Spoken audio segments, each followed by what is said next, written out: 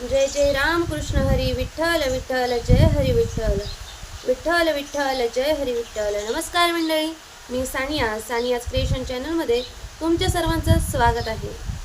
आज आपण जाणून घेणार आहोत 2026 मधील आषाढी एकादशीची संपूर्ण माहिती. आषाढी एकादशीला देवशयनी किंवा हरिशयनी आषाढी एकादशी असेही म्हणतात. 2026 मध्ये ही एकादशी शनिवार दिनांक 25 जुलै 2026 रोजी येत असून याच दिवसापासून चातुर्मासाची सुरुवात देखील होत आहे. धार्मिक मान्यतेनुसार या दिवसापासून भगवान श्री विष्णू 4 महिन्यासाठी योग निद्रेत जात असतात. आज आपण या व्हिडिओमध्ये जाणून घेणार आहोत की आषाढी एकादशीचे महत्त्व नेमकं काय असतं, पंढरपूरची वारी इतकी महत्त्वाची असते का, आणि त्याचं नेमकं महत्त्व काय, उपवास कसा करावा, काय खावे आणि काय टाळावे, पूजाविधी नेमकी काय असते, एकादशीची कथा ही आपण संपूर्ण जाणून घेणार आहोत आणि यामध्ये मिळणारे आध्यात्मिक लाभ नेमके काय असतात. म्हणून हा व्हिडिओ शेवटपर्यंत नक्की पहा. आषाढी एकादशी म्हणजे नेमकं काय हे आता आपण जाणून घेऊयात. हिंदू धर्मातील सर्वात पवित्र एकादशींपैकी आषाढी एकादशी एक मानली जाते. या दिवशी भगवान श्री विष्णू श्री सागरात योग निद्रेत जातात. याच दिवसापासून चातुर्मास सुरू होतो. या काळात विवाह, ग्रहप्रवेश यांसारखे शुभ कार्य टाळले जातात. तर जप, तप, दान, व्रत, नामस्मरण आणि भक्ती यांना विशेष महत्त्व दिले जाते. आता जाणून घेऊयात पंढरपूरची वारी आणि त्यांचे महत्त्व नेमकं काय. महाराष्ट्राची आषाढी वारी ही केवळ यात्रा नसून भक्ती, समता आणि सेवाभावाचा महान उत्सव आहे. ज्ञानेश्वर माऊली, संत तुकाराम महाराजांच्या पालख्या हजारो वारकऱ्यांसह पंढरपुरात पोहोचतात. ज्ञानोबा माऊली तुकाराम या गजरात लाखो वारकरी विठ्ठलाच्या दर्शनासाठी पायी चालत येतात. वारी आपल्याला शिकवते की सर्व माणसे समान आहेत. अहंकार कधीही धरू नये, अहंकार नेहमी सोडावा, नामस्मरण करावे आणि सेवा करावी, प्रेमाने जगावे.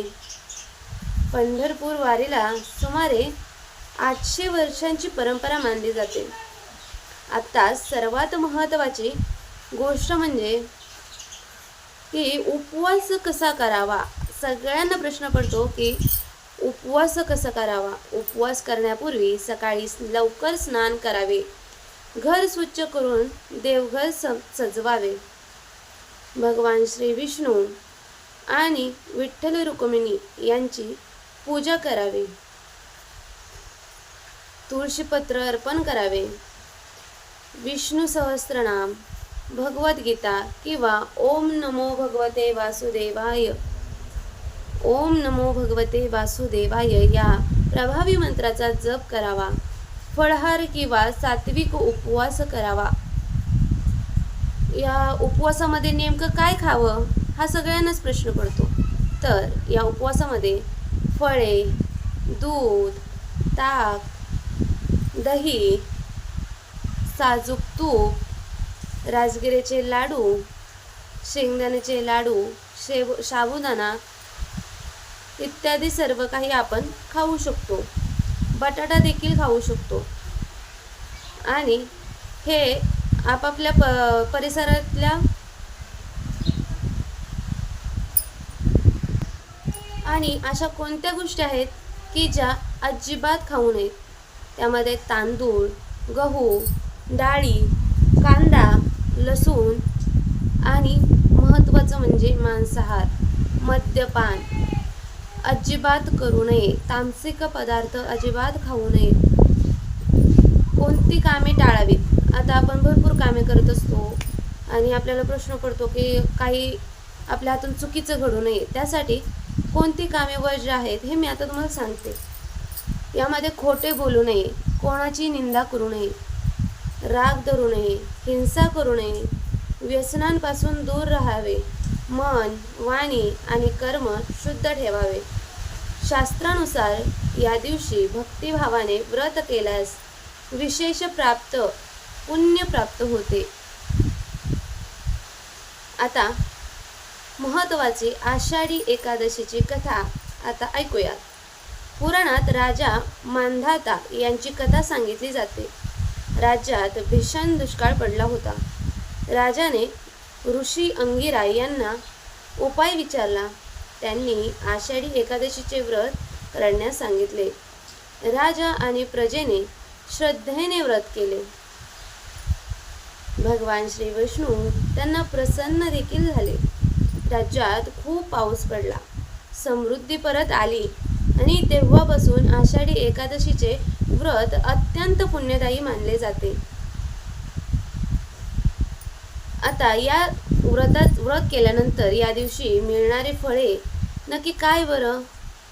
तर भगवान विष्णूंची कृपा मिळते, पापांपासून नाश होतो, घरात सुख समृद्धी वाढते, मन शांत होते, आध्यात्मिक प्रगती होते, चातुर्मासातील साधनेला शुभ प्रारंभ होतो.